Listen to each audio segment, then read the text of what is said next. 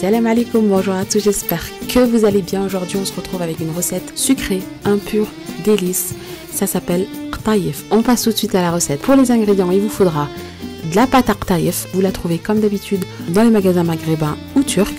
Donc là j'ai mis à peu près 400 grammes. Ensuite je la détache comme ceci.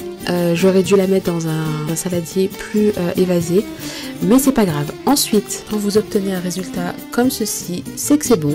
On va venir ajouter les autres ingrédients. Donc moi, comme je vous ai dit, dans mes préparations sucrées, je mets toujours du sel parce que c'est un exhausteur de goût. Donc j'ai mis une cuillère à café de sel, une cuillère à café de cannelle, 2 grosses cuillères à soupe de sucre glace et 50 g de beurre.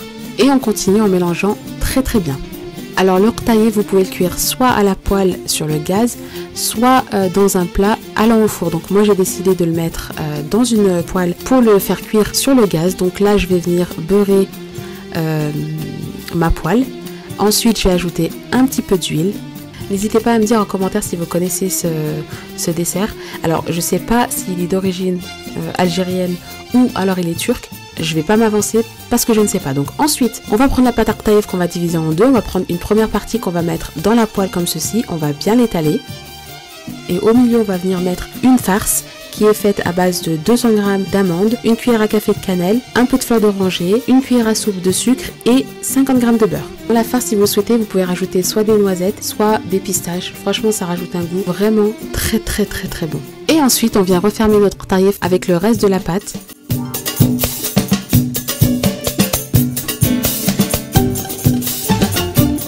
Et pour bien consolider les deux parties, on appuie comme ceci. Et ensuite, on n'a plus qu'à cuire.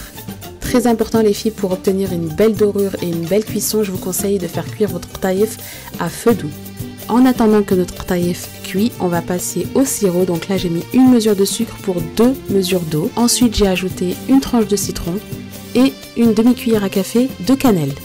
Il faut laisser votre sirop pendant 5 minutes en ébullition et ensuite vous l'éteignez. Entre temps, j'ai laissé cuire mon qtaïf. Là, je vais le retourner et le faire cuire de l'autre côté.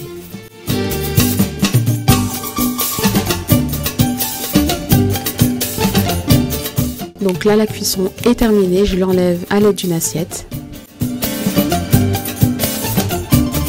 Alors, je termine par verser le sirop sur le qtaïf. Alors attention les filles, il ne faut pas en mettre trop.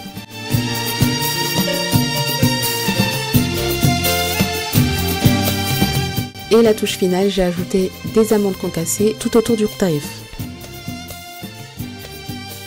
Et voilà, la recette arrive à sa fin. J'espère qu'elle vous plaira. N'hésitez pas à liker, à partager et à vous abonner. Et moi, je vous dis rendez-vous dans une nouvelle vidéo.